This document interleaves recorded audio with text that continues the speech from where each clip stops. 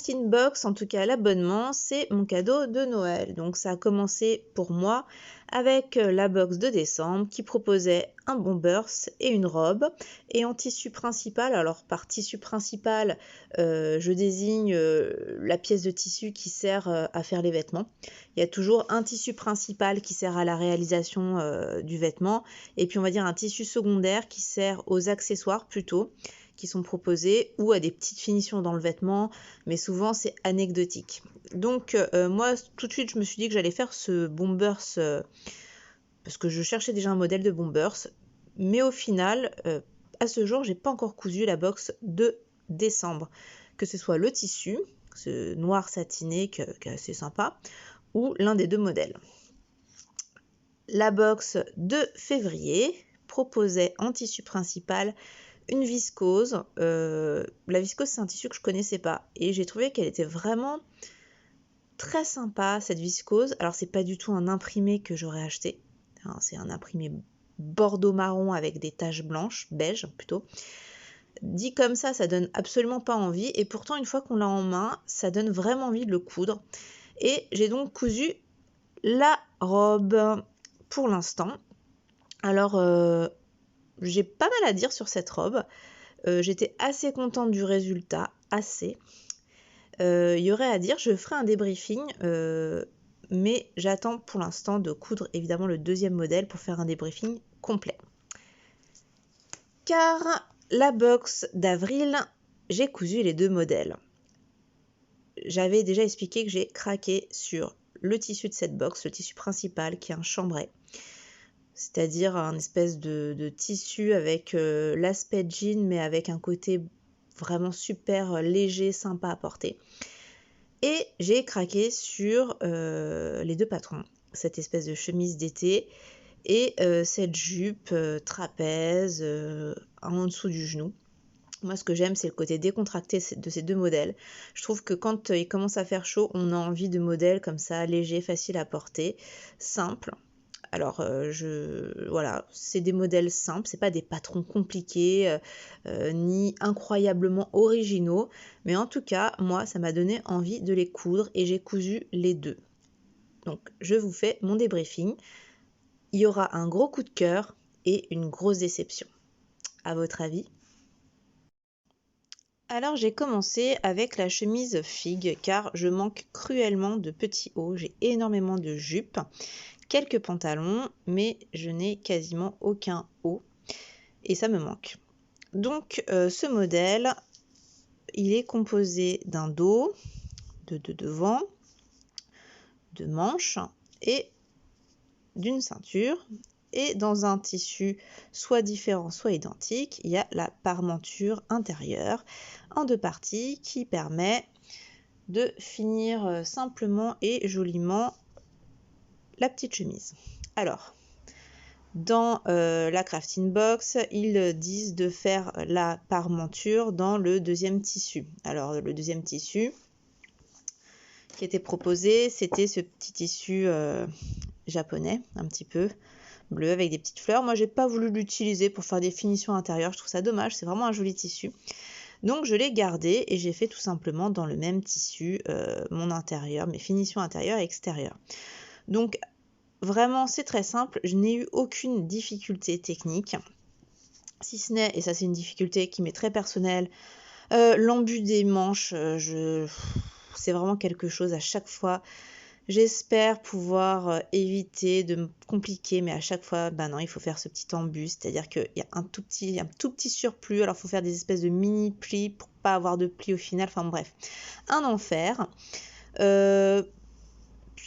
Petite question technique sur pour la finition du côté brut de la parmenture, eux ils préconisent de faire un petit point de surjet, voilà, c'est ce que j'ai fait.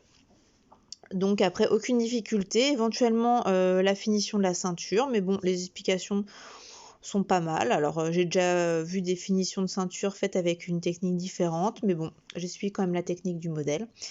Et le résultat a été très rapide, c'est-à-dire que cette chemise, je l'ai finie extrêmement rapidement, et pourtant j'ai dû refaire les manches parce que j'avais fait n'importe quoi, j'avais été trop vite, mais en dépit de ça, elle a été finie, je dirais, en couture, c'était peut-être 1h30.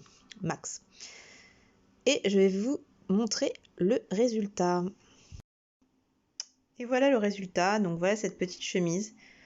Le mannequin lui rend pas hommage, je trouve. Elle est vraiment très très jolie portée.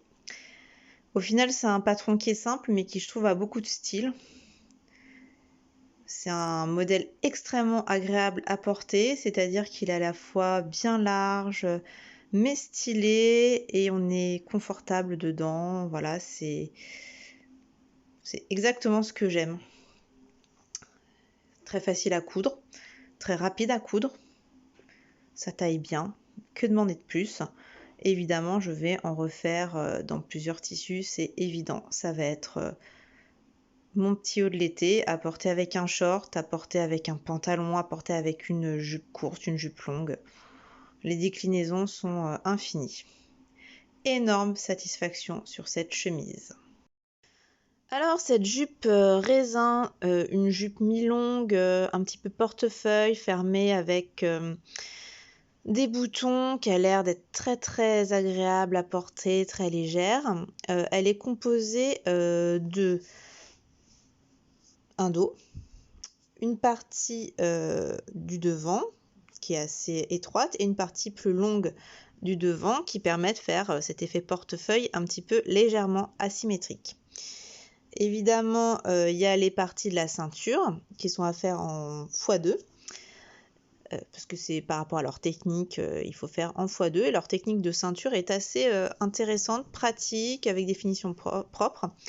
Alors là où je suis pas du tout vraiment convaincue, c'est pour les finitions intérieures. Ils recommandent d'utiliser donc le tissu de finition qui est ce fameux tissu très joli. Donc ils proposent de faire des finitions avec ce tissu. Et alors c'est des finitions qu'il faut découper, etc. Je vois pas du tout l'intérêt. Donc je trouve ça très compliqué de faire des pièces de patron pour des finitions intérieures. Moi j'ai fait le choix de faire cette partie-là avec du biais, des finitions avec le biais. Et ça fait des finitions très propres, ça n'a posé aucun problème. En tout cas, ce n'est pas ce qui a posé le problème.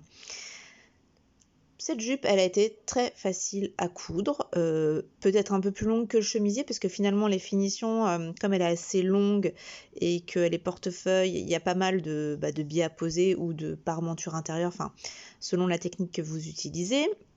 La ceinture, elle est assez simple à faire.